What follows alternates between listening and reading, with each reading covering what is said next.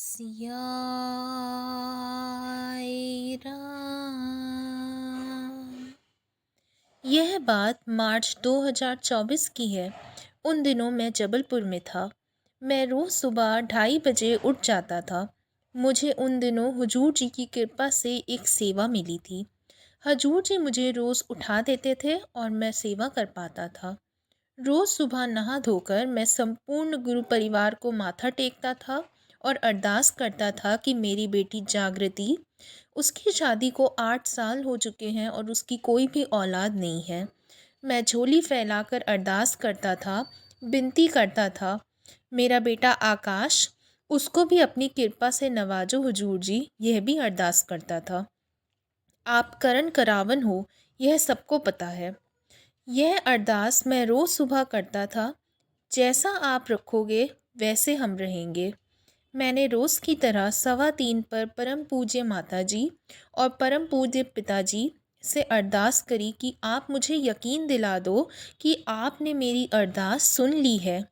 साथ संगत जी, उस दिन ऐसी करामात हुई कि सुबह 4 बजे के करीब मैं हजूर जी को समाज साहब पर माथा टेकने चला गया। मैंने माथा टेका और यही अरदास की कि मुझे आज यकीन दिला दो कि मेरी अरदास आपने सुन ली है।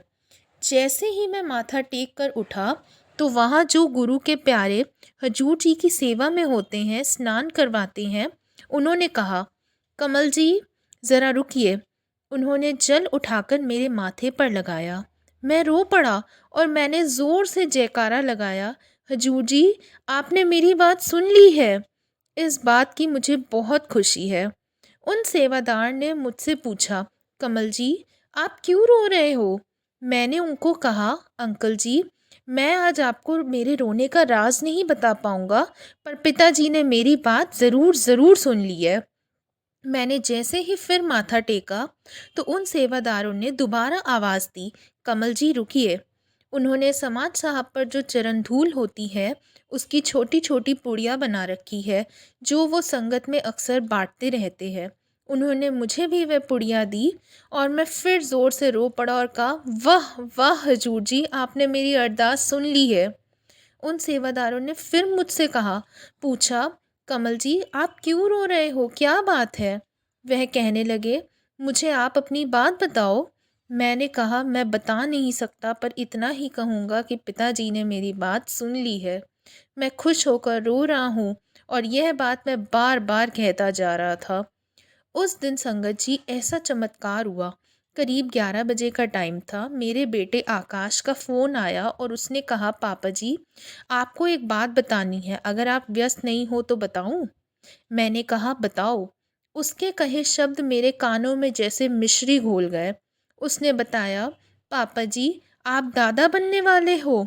संगत जी अब तो मेरी आंखों में आंसुओं का सैलाब ही आ गया। मैं फूट फूट कर रोने लगा। आकाश ने पूछा, पापा जी आप रो क्यों रहे हो? मैंने कहा, बेटा मैंने सुबह ही हजूर पिताजी से अरदास की थी और उनकी लीला देखो, तुम मुझे फ़ोन करके बता रहे हो ये बात। मुझे यकीन हो गया कि हजूर जी ने मेरी अरदास सुन ली है। अभी मेरा रोना रुका भी नहीं था कि आकाश बोला, पापा जी मुझे आपको एक बात और बतानी है। मैंने कहा, बताओ बताओ। आकाश कहने लगा, पापा जी आप नाना भी बनने वाले हो। संगत जी मैं वहाँ खड़ा खड़ा रोता रहा। आसपास संगत मुझसे पूछने लगी, कमल जी क्या हो गया है? मैंने सभी को यही जवाब दिया, हजूर पिताजी ने मेरी अरदास सुन ली है। संगत जी इस दरबार में कमाल ही कमाल होता है। माथा टेकने वाला यहाँ सदा माला माल होता है। नहीं है एक भी ऐसा जिसकी बिगड़ी ना बनाई हो। ऐसे मेरे हुजूर का संगत पर प्यार निसार होता है। साथ संगत जी, नवंबर महीने में मेरे बेटे के यहाँ एक बहुत ही सुंदर बेटी ने जन्म लिया। सभी ने कहा आपके घर में लक्ष्मी आई है। 1 नवंबर की दिवाली थी और 2 नवंबर को मेरी पोती ने जन्म लिया। सभी कहने लगे यह लक्ष्मी का रूप है जो आपके घर आई है। साथ संगत जी, 13 जनवरी 2025 को मेरी बेटी ने 2 बच्चों को जन्म दिया। उसके जुड़वा बच्चे हुए। हजूर जी की करामात देखिए, हजूर जी ने मेरी बेटी का घर एक ही बार में पूरा कर दिया। बेटा बेटी दोनों को एक साथ ही दे दिया। हजूर जी की साथ संगत जी, हजूर जी को दिल से करी गई अरदास सदा कबूल होती है। ऊपर ऊपर से कभी भी अरदास ना करिए। जो भी बात कहनी हो दिल से कहिए। दिल से करी अरदास कबूल होती है। यह मेरा पक्का विश्वास है। हजूर पिताजी ने मुझे दादा भी बना दिया और नाना भी बना दिया। संगत जी, मैंने हजूर जी से अरदास की थी कि आप मुझे अपने पावन जन्मदिन से पहले ही दादा नाना बना देना। मैं खुशियाँ लेकर आऊँगा। संगत जी, आज मैं आप जी को कथा बता रहा हूँ तो मेरी आंखों में आंसू ही आंसू हैं। मैं रो रो कर बेहाल हो रहा हूँ, पर यह आंसू सिर्फ और सिर्फ खुशी के हैं।